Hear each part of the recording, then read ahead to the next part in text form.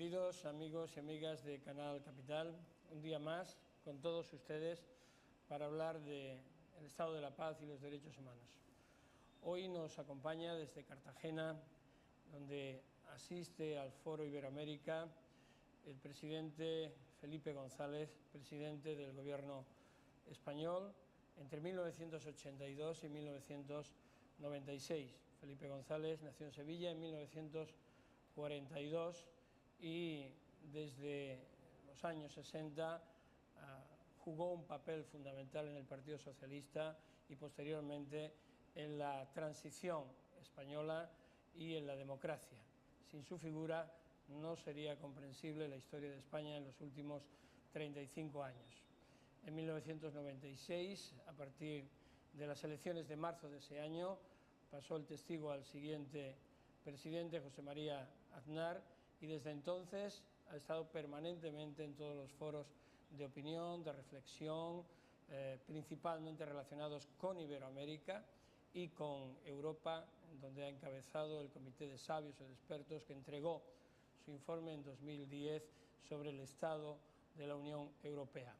Hoy nos acompaña para hablar de paz, del proceso de paz en Colombia, de las experiencias que en España y en otros países han existido y también del estado de los derechos humanos. Muchísimas gracias, señor presidente. Encantado, mucho gusto.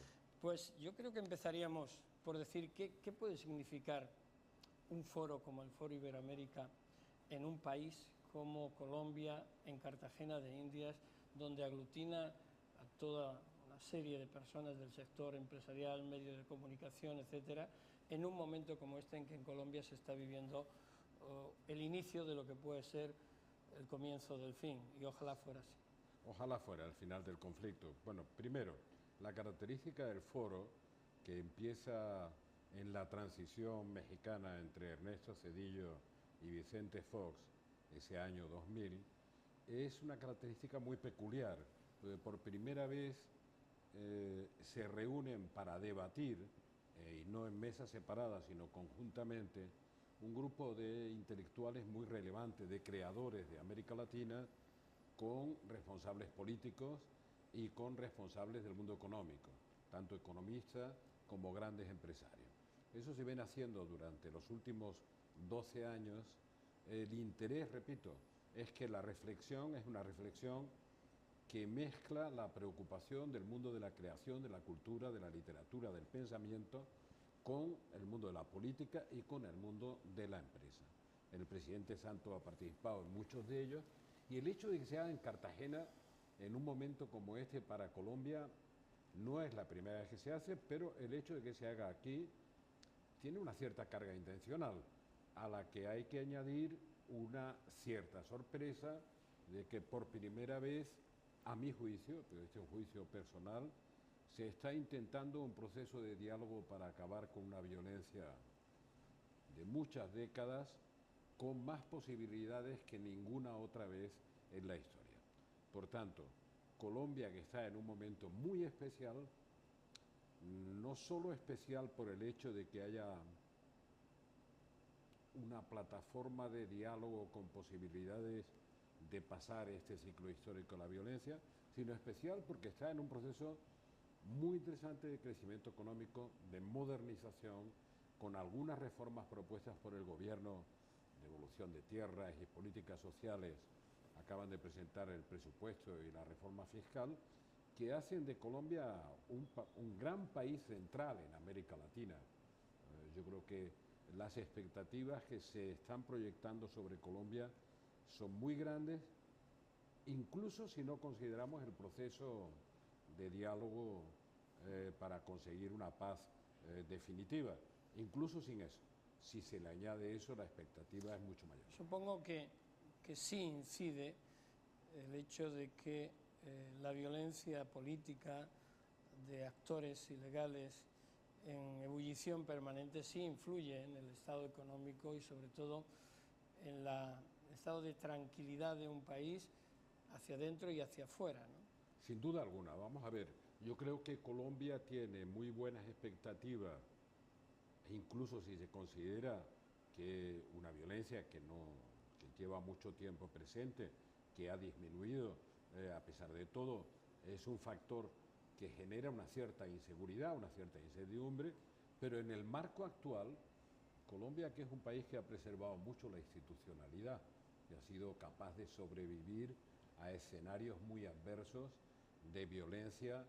Antes de la última oleada, que tiene ya 50 años, estaba lo que se llamaba en Colombia la violencia, tenía 70 años y un cierto acuerdo entre liberales y conservadores. Digo, Colombia, en la situación, digamos, actual, sin haber conseguido acabar con todo ese magma de grupos violentos que se arrastran de muchos años de la historia, es un país que está generando confianza, que está recuperando su capital humano, que en parte había emigrado fuera de su frontera por ese aún peor clima de violencia.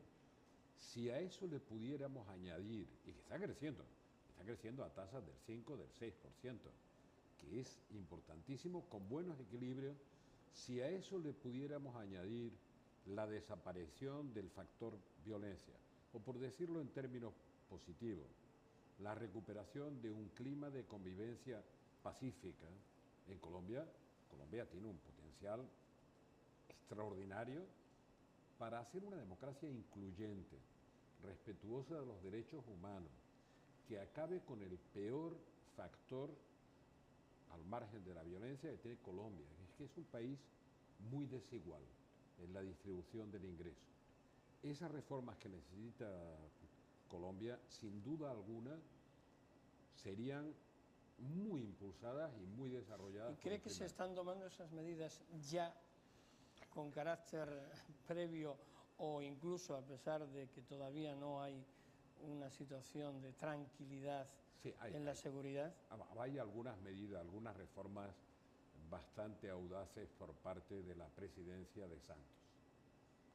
El haber hecho en Colombia un esfuerzo por una ley en la que se tratan los problemas de los desplazados y la recuperación de las tierras. La ley de víctimas y de restitución de tierras. Que tiene una complejidad enorme, enorme, pero aún así que tiene un fundamento real para los desplazados, para las víctimas.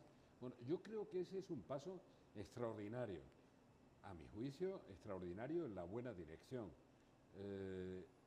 El que se haya hecho, se acaba de presentar esta semana, el que se haya hecho una propuesta de reforma de la fiscalidad, que tiene un sentido, ha sido explicado, pero que, como yo lo he vivido en mi experiencia política, tiene el sentido de hacer redistributiva la fiscalidad vía ingreso.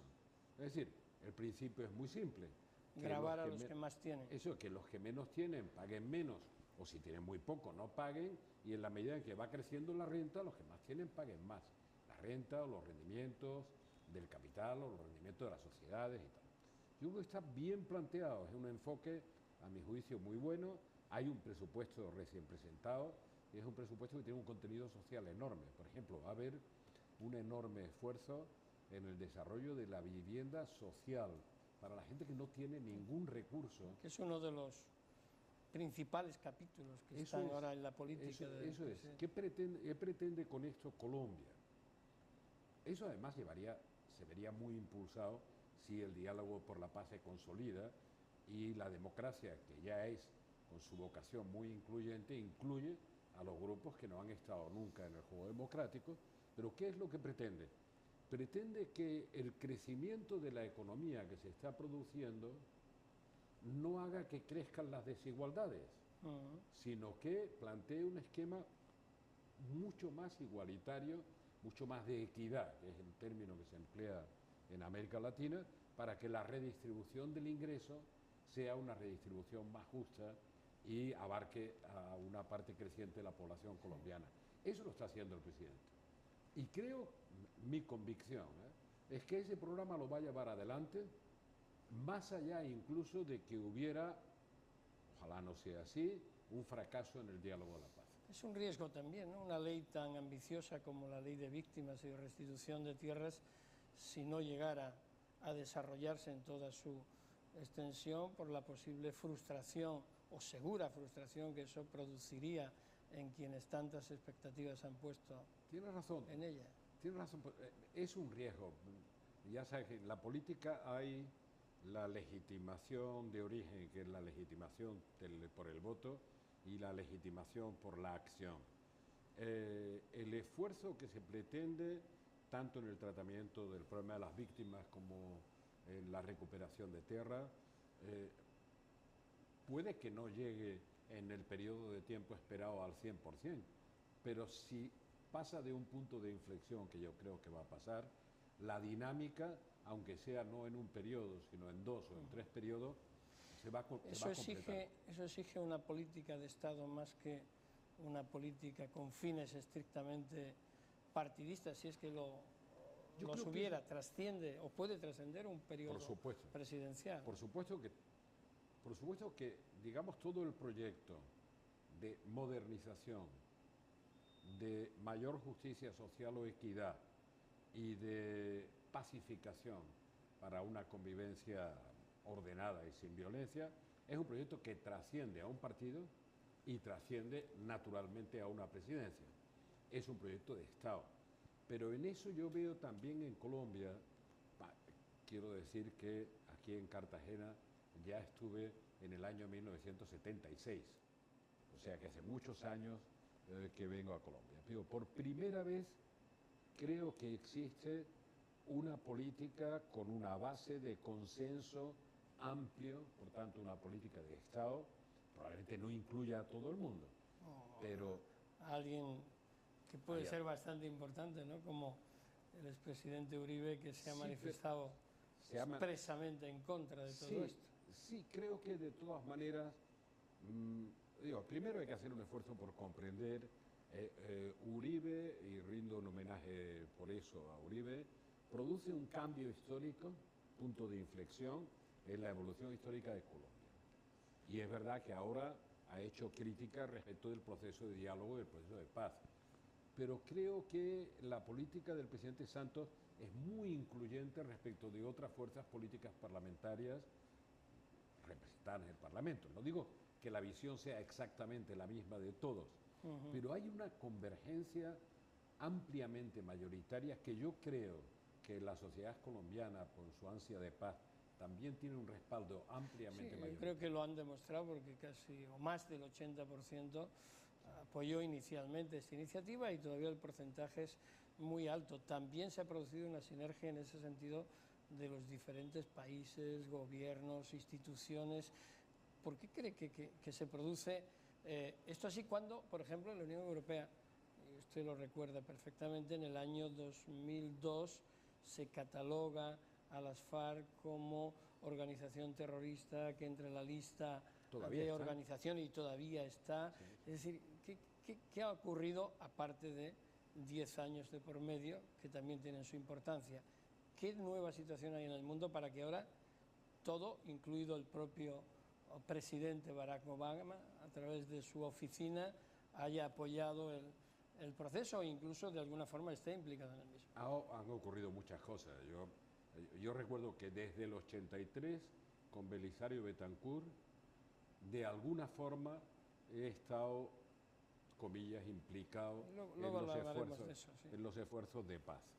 Y por eso creo que con una cierta experiencia acumulada estamos ante la mejor oportunidad.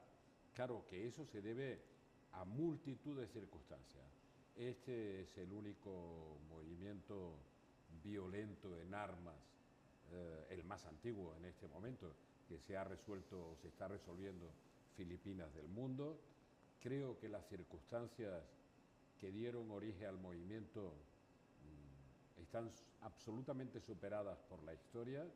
Creo que no hay ni siquiera en los países limítrofes de Colombia, que son muchos, lo que hay es un deseo de que se resuelva el conflicto. Incluyo dentro de esos países haciendo un esfuerzo por recuperar un clima de convivencia y de paz a Cuba, que está entre los protagonistas con Noruega, pero es que el mundo cambió, es que hoy, honradamente, hoy no tiene ningún sentido un movimiento guerrillero. Si además el movimiento guerrillero está atravesado por una evolución histórica en la que se contaminó por el narcotráfico después de la caída del muro de Berlín y de todo, realmente el fundamento ideológico, no las reivindicaciones sociales del movimiento guerrillero, se fragilizó. Tenía poco sentido y tiene mucho menos sentido. Por tanto, las circunstancias históricas de los vecinos, desde luego el agotamiento de los ciudadanos respecto de la violencia, las circunstancias históricas del mundo, ya una guerrilla con un fundamento originario marxista-leninista tiene una difícil cabida en el mundo actual. Por tanto, y eso lo entiende todo el mundo.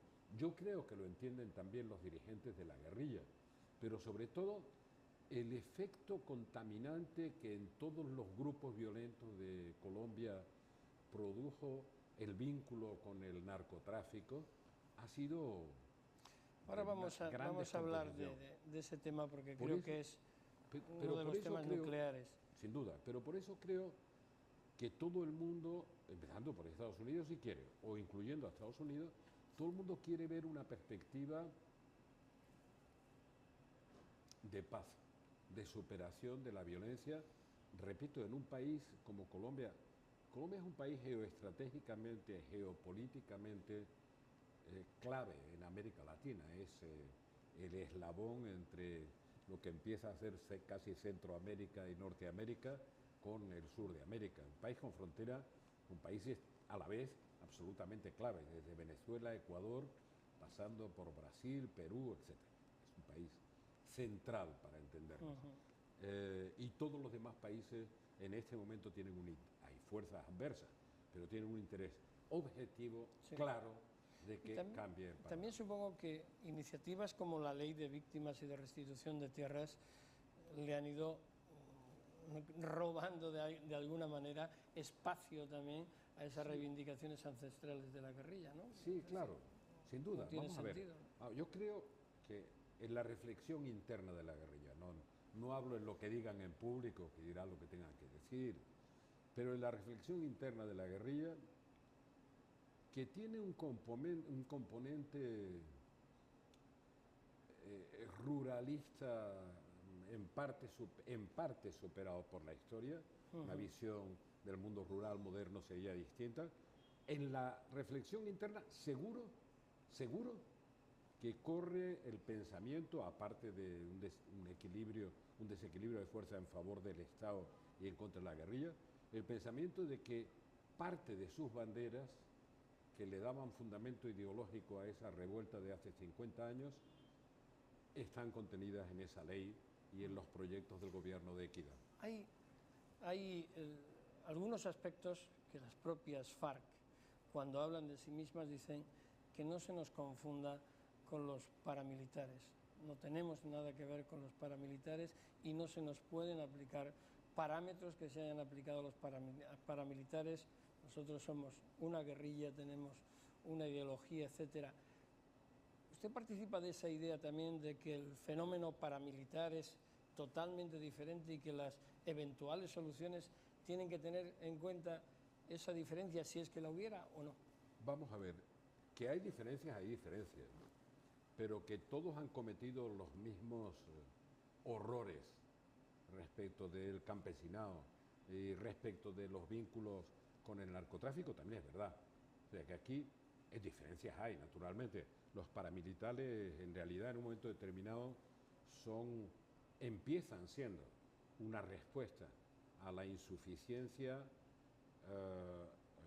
o la falta de capacidad del Estado para estar presente en el territorio.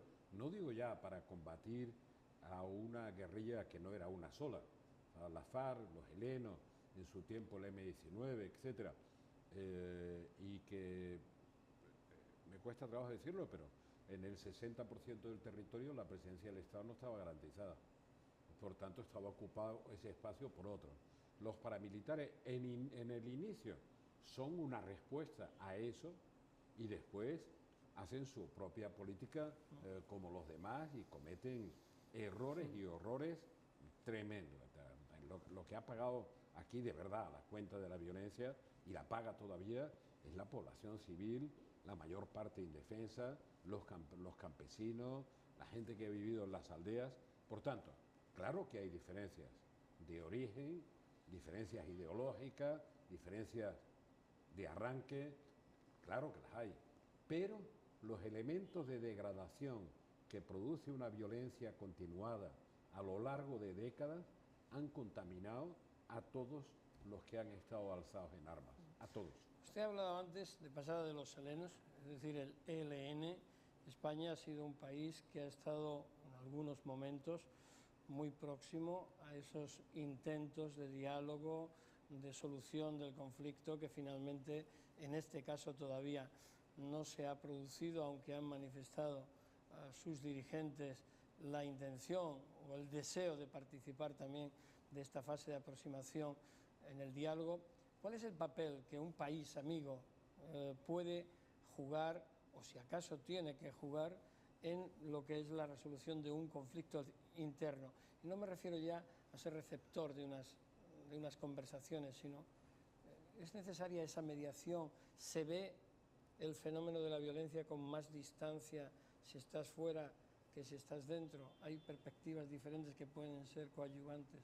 Como yo la primera vez que tuve un cierto grado, hablo personalmente, voy a decir, España como país es un país, digamos, con sensibilidades y posiciones distintas. Bastante. No quiero hablar por el gobierno actual respecto de lo que se puede o no se puede hacer y de qué visión pueda tener. Quiero decir que yo desde el 83 y naturalmente a requerimiento de parte, por disponibilidad, he hecho todo lo que he podido para ayudar, pero para ayudar siempre con la propuesta del Estado colombiano y de sus dirigentes para facilitar en la medida de lo posible los acercamientos y los acuerdos de paz. Incluso a veces cuando no he estado totalmente de acuerdo con el planteamiento de fondo, pero cuando han pedido ayuda para avanzar en un proceso que liquide una parte de la violencia.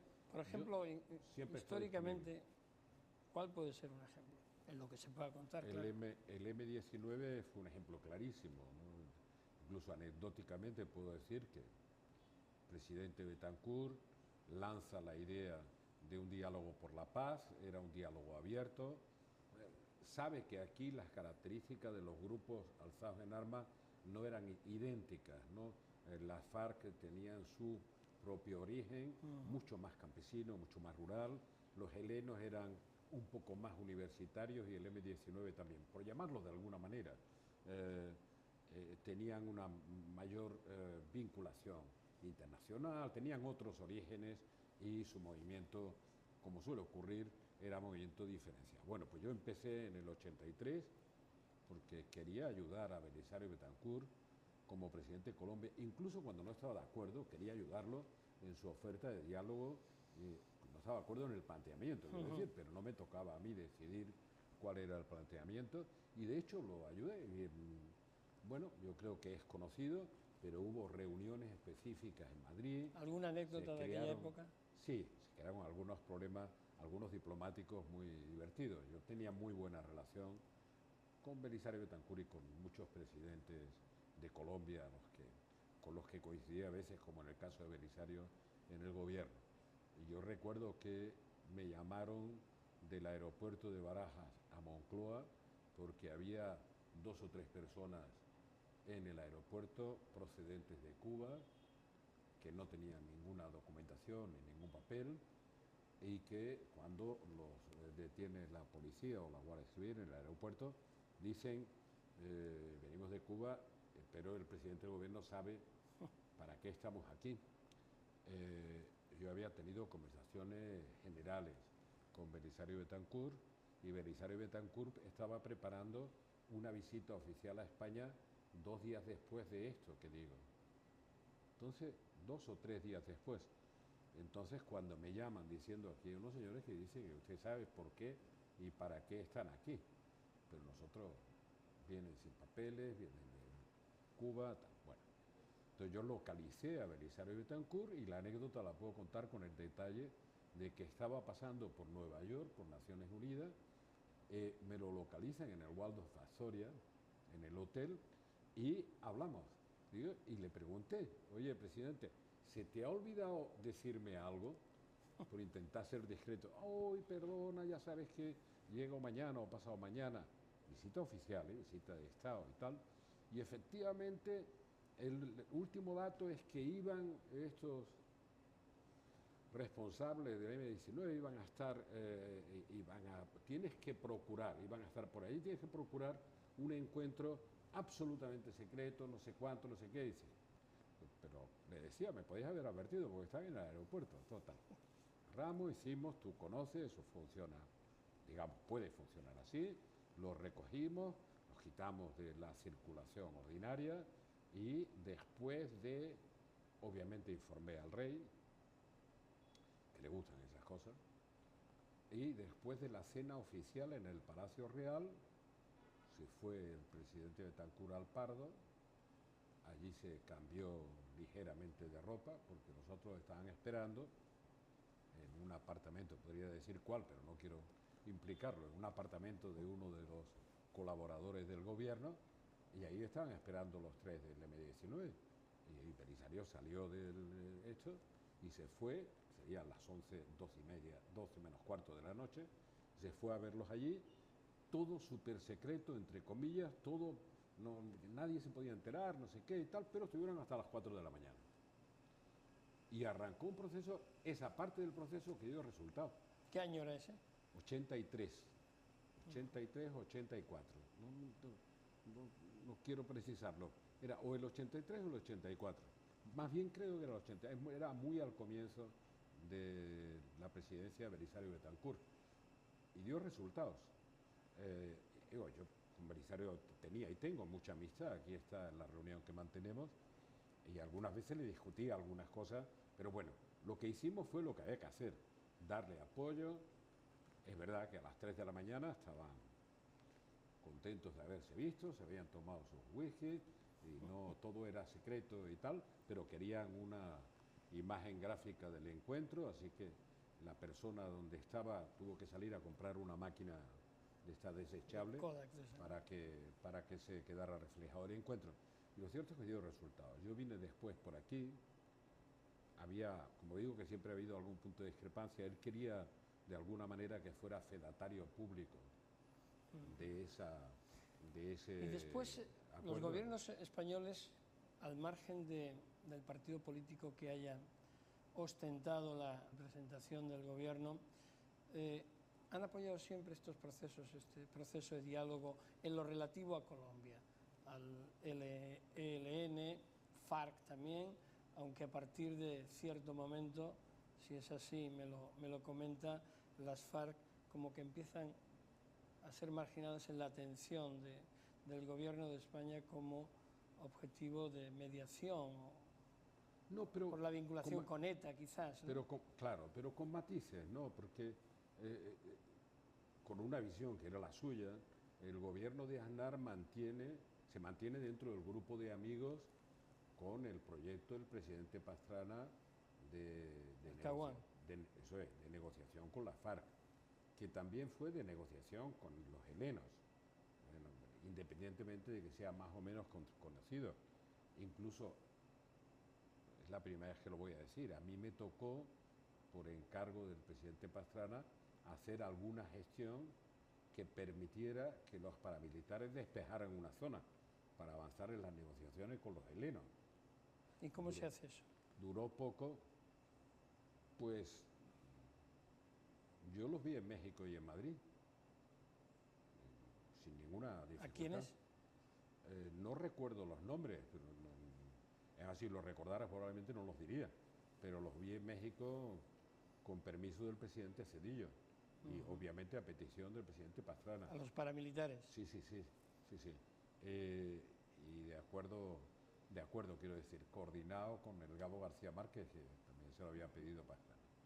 Pero esa parte de la gestión que hice duró poco tiempo porque el presidente Pastrana, creo que lo cuenta en su libro, me pidió que le ayudara.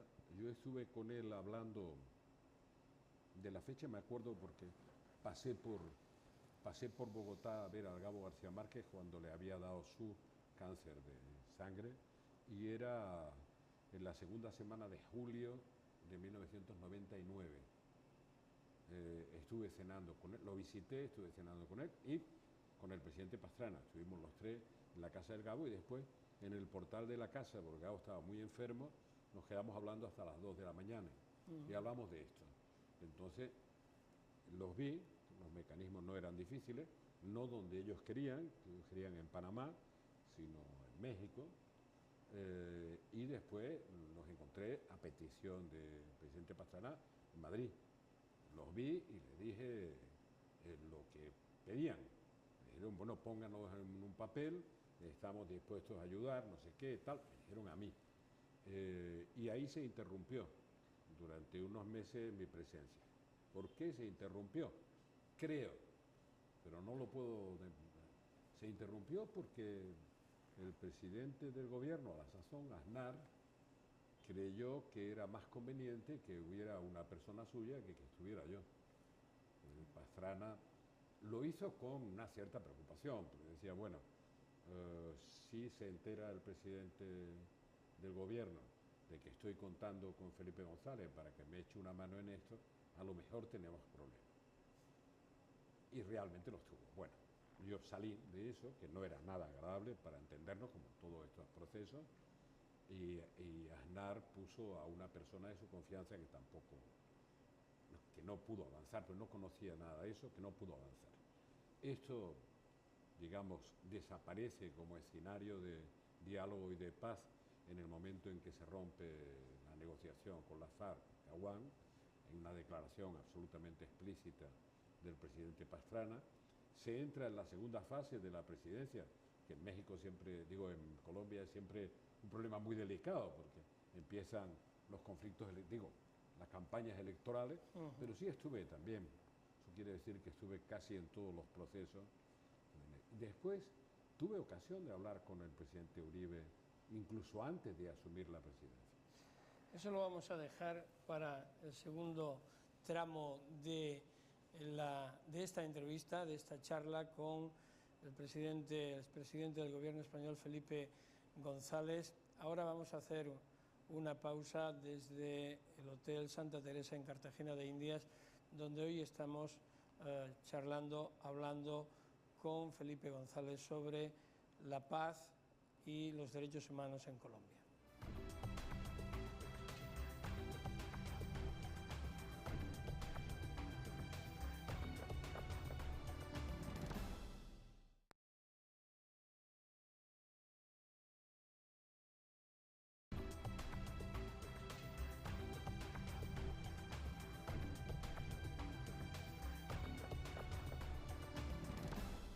Amigos, amigas, retomamos nuestra conversación con Felipe González, presidente del gobierno español, después de las elecciones de 1982 hasta 1996. Señor presidente, interrumpíamos el tramo anterior en la relación con Uribe, en las conversaciones con Uribe relativo todo al tema de la solución del fenómeno de la violencia en Colombia. ¿Cuál fue su experiencia?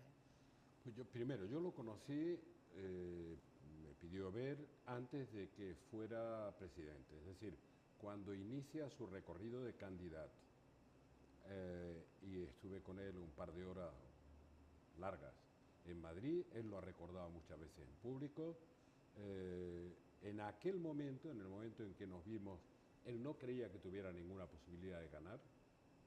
Él creía que su máxima aspiración sería estar colocado para pasar a la segunda vuelta, quedar entre los dos primeros, no ganar.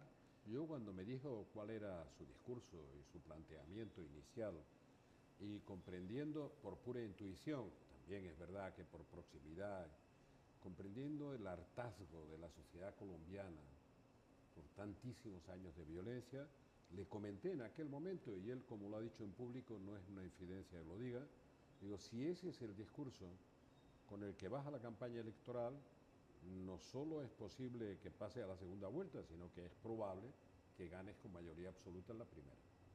Me dijo que no, eso no es propio de Colombia, la sociedad colombiana. El hecho es que ganó. Y he tenido una relación con él, yo creo que próxima, cordial, a pesar de que desde el punto de vista ideológico había las distancias que había. Y debo decir que he hablado con él en varias ocasiones a lo largo de todo el proceso. Su planteamiento era ganar a la guerrilla, la presencia, la derrota del Estado. Debo decir que no se debe olvidar que Uribe, no sé cómo describirlo, pero fue el primer comandante en jefe de las Fuerzas Armadas colombianas que ejerció minuto a minuto durante todo su mandato como comandante en jefe. No sé si se entiende bien lo que quiero decir, sí, pero eso marcó un antes y un después respecto, bueno, Santos fue su ministro de Defensa, respecto de la actitud del presidente de la República, del gobierno y del Estado colombiano frente a todos los alzados en armas, ¿no? Por tanto, yo creo que a Uribe se debe el que se haya producido el punto de inflexión en las relaciones de poder entre el Estado y los insurgentes de distinto tipo, que hoy hace posible que se vaya a un diálogo con Quizás ahí se ha cuestionado. Tuvimos en este programa al presidente Uribe y en algún momento me decía, usted me está acusando. Yo le dije, no, presidente, no le acuso de nada. Digo, sin embargo, hay mucha gente que cuestiona esos mandatos, los dos mandatos, en cuanto al tema de los límites, es decir, hasta dónde la lucha contra el terror, contra la guerrilla y dónde quedan respecto a los derechos fundamentales, qué se puede, qué no se puede hacer. Tiene razón, lo que pasa es que eso se ha cuestionado, se seguirá cuestionando, se seguirá incidiendo o insistiendo en eso, pero ya en alguna otra ocasión creo que te he comentado, te lo voy a comentar ahora otra vez. Yo creo que se olvida que Colombia ha vivido durante décadas en algo que podemos calificar sin mucho temor a equivocarnos en un enfrentamiento civil, de guerra civil, para entendernos, ¿no? De grupos perfectamente pertrechados desde el punto de vista del armamento, que ocupaban parte del territorio y todavía ocupan algunos sectores del territorio, en un enfrentamiento que es de guerra civil, claro. La aplicación de la normalidad democrático-institucional en un clima de guerra civil que se nos olvida con frecuencia al hacer el análisis, yo no digo que sea difícil, digo que es imposible. Imposible. Que se hayan cometido errores en los 8 años, no me cabe la menor duda. Y además, errores, repito, y horrores de todas las partes, pero en un clima de guerra civil.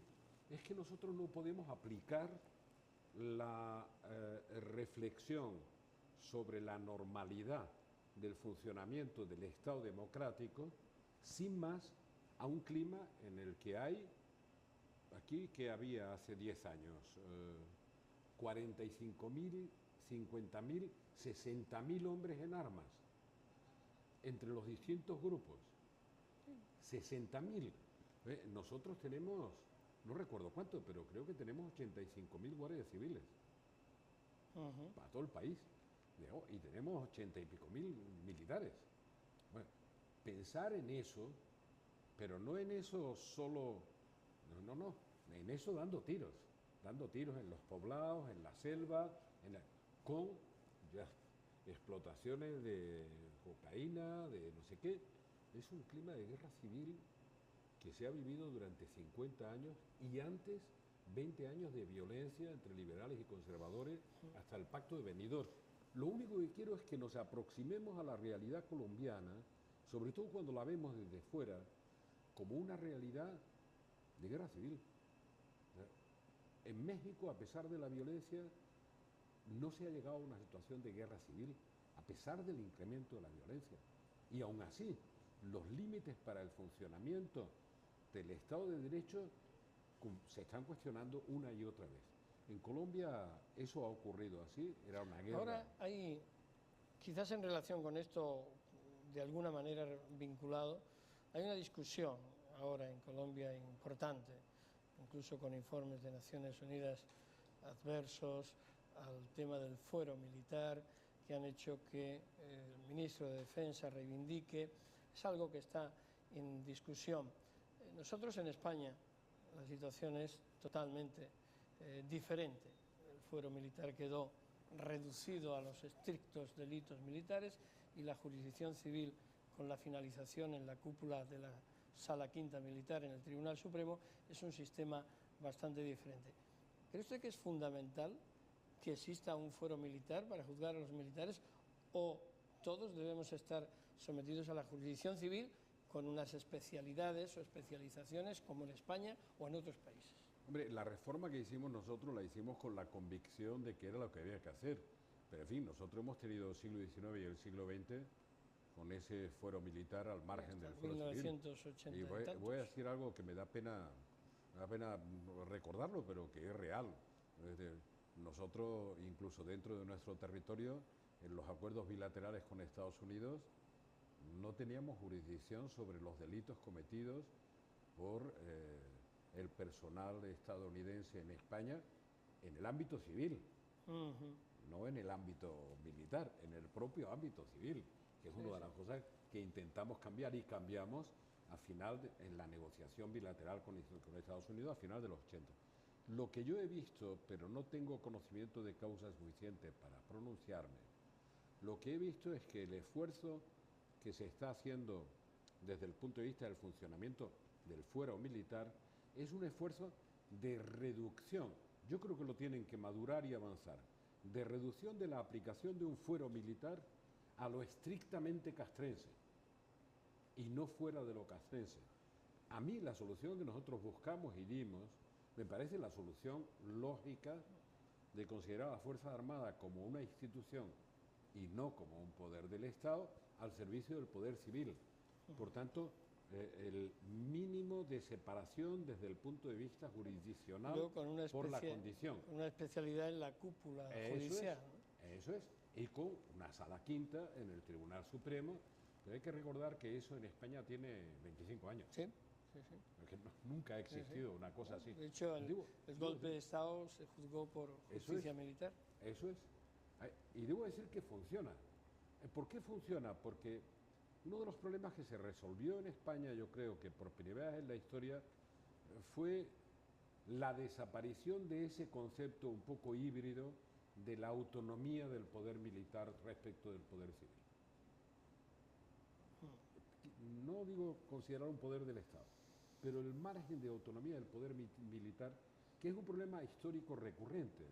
O sea, cuando vemos las críticas en Estados Unidos de algunos de los exponentes militares más significativos en los conflictos de Oriente Medio, críticas severísimas respecto del poder civil que rebasan los límites, a mi juicio, del sometimiento del poder militar al poder civil.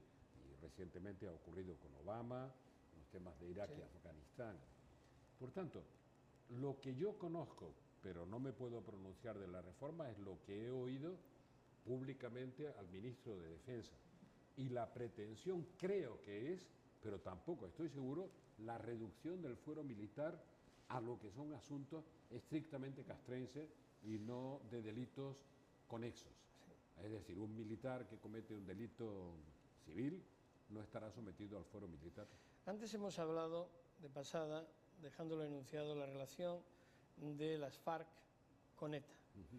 Durante mucho tiempo esa relación se negó y luego, recientemente, en los últimos años, aparecieron algunos indicios después de la caída de Raúl Reyes en Ecuador y la operación militar que dio posibilidad de obtener una serie de ordenadores y de información, aparecieron datos de vinculación de las FARC con ETA.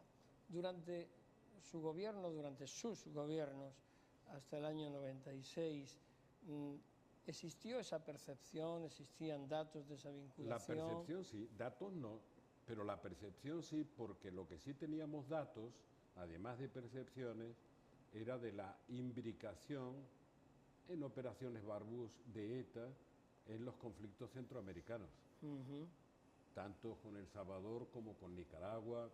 Eso de eso teníamos datos, evidencias, pruebas, sí. Esto es. Por tanto, nosotros teníamos, digamos, una cierta convicción de que la relación con los movimientos alzados en armas, como las FARC, existía, pero lo mismo que existía en el norte de África hasta Argelia o hasta Palestina, en Oriente Medio, sí. hasta Palestina, o sea que sabíamos que esto era así y que incluso yo creo que había una comunicación de experiencia, de know-how para acciones terroristas, una comunicación y un entrenamiento entre ellos. El ETA de la FARC no tenía mucho que aprender, casi nada que aprender, entre otras cosas, porque el planteamiento de la FARC era un planteamiento de un ejército irregular alzado en armas, cosa que ETA, aunque se llamara militar, jamás se lo había planteado en esos términos. Pero en las técnicas de terror y en el entrenamiento para esas técnicas, incluso en Centroamérica, repito, hicieron algunas operaciones por encargo, operaciones Barbús, otros, eso existía. Por tanto, los datos que han aflorado sobre los vínculos, estoy completamente convencido de que son ciertos. Creo que también en España quizás un elemento diferente también fue la acción conjunta contra el terrorismo de todas las instituciones. Sin duda. Durante, en forma permanente y luego también desde el ámbito judicial, político, social, sí. Toda esa política de consenso que a veces se restañaba pero se volvía a recuperar, es lo que hizo llevar a una situación límite, ¿no? Que es el abandono que finalmente hacen, ¿no? Sí, sí. Y el hartar lo que han hecho es abandonar, ¿no? Pero en la situación colombiana yo creo que hay... Pero se puede otorgar concesiones políticas en una negociación, en un diálogo, o dónde o a qué se tiene que limitar esa negociación. En el caso colombiano. A garantizar en un proyecto de democracia incluyente que lo que dicen reclamar mediante las armas tengan la ocasión de reclamarlos mediante la participación política. Es decir, y además, yo si estuviera, cosa difícil, en la piel de los negociadores insurgentes, aceleraría el proceso para llegar a tiempo de discutir democráticamente cómo se plantea restitución de tierras, reparación de daños, política de vivienda, política de mayor equidad y mayor inclusión social. Y en un proceso como este, ¿qué papel debe de jugar o tiene que jugar la sociedad civil, las víctimas? ¿Son espectadores? No. ¿Deben de ser incluidas en qué momento, de qué forma? Yo creo que deben participar en el debate nacional.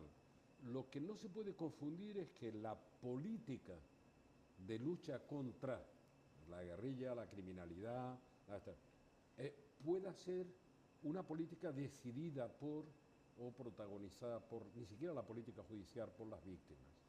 Yo creo que las víctimas, que son muchas, deben participar en un debate de la sociedad civil para acabar con la violencia, objetivo número uno, y para no perder la memoria histórica y eso te recordará cosas y reparar los daños. En eso deben participar, pero participar no quiere decir que ostenten la representación política que no les corresponde, que es un error que se comete con mucha frecuencia. Entonces, yo creo que sí, y creo que aquí en el proceso va a haber una participación de la sociedad civil muy amplia. Presidente, se ha pronunciado muchas veces, y además con claridad, hace años, la lucha contra el narcotráfico en España como política de gobierno. En la legislatura en que yo también estuve formando parte del gobierno como delegado del gobierno del Plan Nacional sobre Drogas, recuerdo que se aprobó la ley de blanqueo de capitales, se creó el Fondo de lucha contra el narcotráfico. El narcotráfico, el tráfico de drogas, ha sido y es un elemento fundamental de los actores armados en Colombia. ¿Qué papel en este momento en el que parece que puede haber una solución va a jugar ese fenómeno y qué replanteamiento tendríamos que hacer, aunque son claros los planteamientos que ya ha puesto de manifiesto sobre el tema de drogas. Hay dos cosas que me parecen fundamentales. Uno, si se avanza en el tema de la liquidación de la violencia de origen político en Colombia, no cabe duda de que quedará una criminalidad organizada ligada al tráfico de drogas que no va a desaparecer por el mero hecho de que haya un acuerdo de paz. Se debilitará porque el vínculo entre droga y grupos armados ha sido muy fuerte, pero quedará ese. Que me lleva a la segunda reflexión. Vamos a ver, se ha cumplido el 40 aniversario de la declaración de guerra a la droga de Nixon y de creación de la DEA. Bueno, en 40 años se han invertido ingentes cantidades de dinero público, ha aumentado el nivel de violencia y no ha disminuido el nivel de consumo ni de criminalidad organizada en torno a eso. Lo único que se ha hecho es más sofisticado. Eso es. Ni de blanqueo de dinero, ni de víctimas. Las víctimas las ponen unos y el blanqueo los ponen otros, lo que sea. Es decir, si fuéramos honestos con nosotros mismos como responsables políticos, diríamos que esa declaración de guerra 40 años después hay que revisarla porque no ha dado resultado. Y la única revisión posible está en el camino de una legalización controlada de la producción y distribución de ese tipo de drogas. Nos queda muy poco tiempo. Voy a hacer dos preguntas. Una, ¿qué puede aportar la comunidad internacional en este proceso? Y otra, que no renuncie a hacerla en relación a nuestro país. ¿Cómo ve la situación en nuestro país con esta discusión ahora de exclusiones, de independencias, en vez de aproximación, de encuentro, la sociedad enfrentada con el Ejecutivo sin una perspectiva clara? Es la pregunta que me hacen tantas veces, además en América Latina, con asombro, ¿no? Ahora que estoy aquí.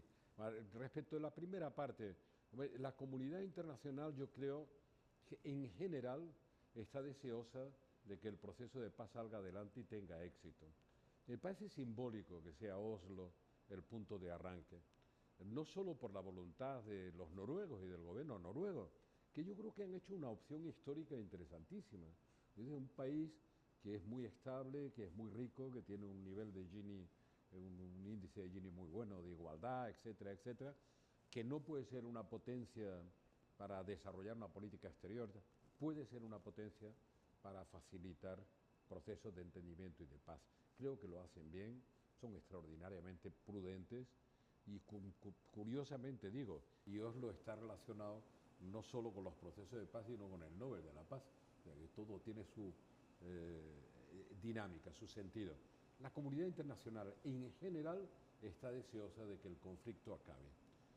Hay distintas visiones. La visión europea es una visión en la que falta conocimiento de causa de las situaciones internas de Colombia y de América Latina. Proceso democrático que por primera vez tiene éxito y se ha intentado varias veces, que arranca con la Constitución del 78, responde a cuatro grandes desafíos nunca resueltos en la España contemporánea. El desafío social, la cuestión territorial, la cuestión religiosa, clericalismo, anticlericalismo, y la cuestión militar.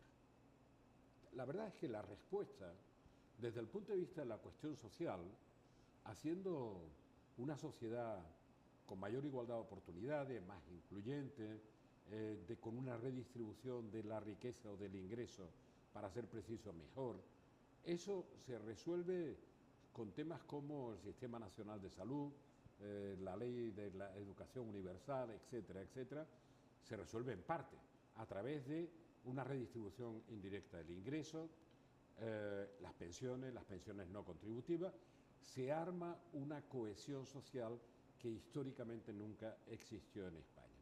Segundo, la cuestión territorial. No solo se llega a un pluralismo político de las ideas, eso cuando hablan de la España plural, esa se refiere a las ideas. La España diversa también encuentra acogida en la Constitución. Se descentraliza el poder político del Estado y se respeta la diversidad de sentimientos de pertenencia, sea de Cataluña, sea del País Vasco, sea de Galicia, como las históricas, pero también sea de Andalucía u otras. Muchísimas gracias, señor presidente. Gracias, amigos y amigas de Canal Capital. Desde este juicio histórico y presente, muy presente, sobre España, pasando por todos los conflictos que a lo largo de las últimas décadas ha vivido en su propia carne el presidente Felipe González, la visión que desde España, pero muy próxima a Iberoamérica, a Latinoamérica, se tiene del conflicto colombiano, nos ha ido mostrando una serie de percepciones con una perspectiva claramente incluyente, integradora, encontrando en esa línea la posibilidad de solución al problema de la violencia en Colombia con una perspectiva de progreso y de desarrollo espectacular en este país. Muchísimas gracias y el próximo miércoles estaremos con una conversación más con todos ustedes. Gracias.